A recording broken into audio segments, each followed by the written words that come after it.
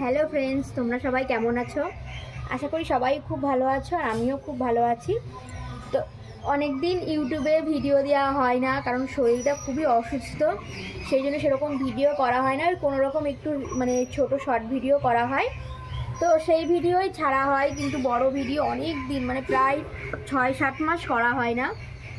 বলো তো কি, শরীরটা এতটাই খারাপ, বুঝতে পারছি না কেন এরকম সময় কি এরকম খারাপ হয় কিনা সেটাও জানি না, নাকি আমারই হচ্ছে সেটা বুঝতে পারছি না। কারণ এটা আমার প্রথম বেবি, ওই জন্য আমি কিছু হলেই মনে হচ্ছে কি একটা হয়ে গেল, কিছু হয়েছে সেরকম মনে হচ্ছে, ঠিক আছে। তো সেই জন্যই ভিডিও করা হয় না। সেজন্য ভাবছি যে একটা ছোট একটা ব্লগ বানাই। তো ব্লগে কী বানাবো কিছুই বুঝতে পারছিলাম না, তো ভাবছিলাম যে আমার সাথে যেটা হচ্ছে সেটাই তোমাদের সাথে শেয়ার করি। তো তোমাদের সাথেও এরকম হয় কি না, তো এরকম সমস্যাগুলো তোমাদেরও হয়েছে কিনা সেটা কিন্তু তোমরা আমাকে অবশ্যই জানিও, কমেন্ট করে জানিও, ঠিক আছে। আর ভিডিওটা কিন্তু পুরো ভিডিওটা দেখো তোমরা, ঠিক আছে। ভিডিওটা ভালো লাগলে একটা লাইক করে দিও প্লিজ, ঠিক আছে, আর একটা সাবস্ক্রাইব করে দিও, তোমাদের ভালোবাসার খুবই প্রয়োজন আমার। তো তোমাদেরকে প্রথমেই বলি যে আমার বেবি হবে, তো আর বেশি দিন বাকি নেই, আর কিছুদিন 3-4 মাস বাকি আছে। তো এই সময় প্রথমের দিকে তো আমার খুবই বমি হতো, তারপরে ডক্টর দেখানো হয়েছিল, বমিটা কমেছে। কিন্তু এখন মেন যে সমস্যাটা হচ্ছে সেটা হচ্ছে আমি রাত্রে একটুও ঘুমাতে পারছি না, বুঝতে পেরেছো। রাতে আমার একটুও ঘুম নেই। এরকম ঘুমের সমস্যাটা কি এখন প্রথমের দিকে ঘুম ছিল, 5 মাস পর্যন্ত ঘুম, 6 মাস পর্যন্ত ঘুম ছিল, কিন্তু যখনই 8 মাস হয়ে গেল, 8 মাস হয়ে গেছে, তখন 8 মাস চলছে, তখনই কিন্তু আমার একটুও ঘুম নেই। আমি সারা রাত জেগে থাকি, সারা রাত বলতে পারো।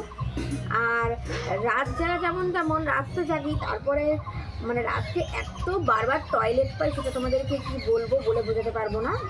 প্রচণ্ড সমস্যা, শুতে গেলে খুবই সমস্যা, মাজা ব্যথা, এই পিঠের এই শীতদাঁড়াটা ব্যথা হয়েছে। পুরো প্রেগনেন্সিটাই আমার পুরো কষ্টের মধ্যে কাটলো। কারণ অনেকে বলে যে আমার কিছুই হয় না, আমি তো হেসে খেলে বেড়াই, কোনো সমস্যা নেই, অনেক ভিডিওতেও আমি দেখেছি। কিন্তু আমার কিন্তু পুরো প্রেগনেন্ট অবস্থায় আমার কিন্তু অনেক সমস্যা। প্রথমে যখন আমি টেস্ট করলাম, যখন জানতে পারলাম, তার কিছুদিন পর থেকে আমার এত বমি, কি বলবো তোমাদেরকে ফ্রেন্ডস, বলে বোঝাতে পারবো না। ওই 2 মাস থেকে 5 মাস পর্যন্ত আমি জল পর্যন্ত খেয়েছি, সেই জলটাও আমার বমি হয়ে গেছে, এত কষ্ট, বমি, কিচ্ছু খেতে পারছিলাম না। কিন্তু কোনো গন্ধ বাতাস আমার কোনো অসুবিধা হয়নি, কিন্তু কিছু খেতে পারতাম না। জলটা খেলে জলটাই বমি হয়ে যেত 5 মাস পর্যন্ত। তারপরে তো আমি খুবই ক্লান্ত হয়ে গেছিলাম, বুঝতেই পারছি, না খেয়ে তো ক্লান্ত হবেই। তো হচ্ছে তারপর ডক্টর দেখালাম, ডক্টর দেখিয়ে একটু বমিটা কমলো।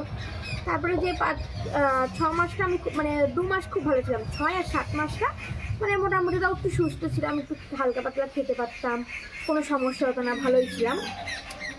যেই এখন 8 মাসটা চলছে, এখন একটা বড় সমস্যা হয়েছে, সেটা হচ্ছে রাতে ঘুম নেই, আবার কিছু খেতেও ভালো লাগছে না।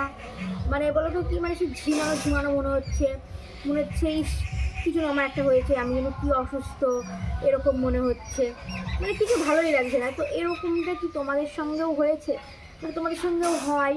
সেই জন্য আমি বুঝতে পারছি না যে আমার সঙ্গে হচ্ছে নাকি এটা অনেকেরই হয় হয়তো। ওই জন্য না বুঝতে পারছি না। সত্যি মা হওয়া মুখের কথা না, সত্যি মা হওয়া প্রচণ্ড কষ্ট। মা হতে গেলে সত্যি কি যে সহ্য করতে হয়, কিন্তু তারপরেও কিন্তু একটা আনন্দের ব্যাপার আছে, একটা খুশির খবর আছে। খুশির খবর কি, আমি মা হচ্ছি, এই এক্সপিরিয়েন্সটা খুবই ভালো। খুব ভালো বলতে কি, মনের মধ্যে যেন একটা আনন্দ হয়ে আসে, ঠিক আছে, যে আমি হাজার কষ্টের পরেও আমাকে কেউ মা বলে ডাকবে, এটা খুবই খুশির খবর। আর কবে দিয়ে ওদের পিচকিটা হবে সেইটা আমি বুঝতে খুবই এক্সাইটেড। যাই হোক, আমার যা কষ্ট হয় হোক, কিন্তু যেন আমার বেবিটা সুস্থ থাকে, স্বাভাবিক থাকে, খুব ভালো হয়, ভালোভাবে যেন সব কিছু ঠিকঠাকভাবে হয়, এটাই আমি চাই। আর তোমরাও একটু আশীর্বাদ করো যাতে আমার বেবিটা খুবই ভালো থাকে, সুস্থ থাকে, কোনো অসুবিধা না হয়। তো ভিডিওটা কেমন লাগলো অবশ্যই কিন্তু কমেন্ট করে জানিও। তো বাই গাইস।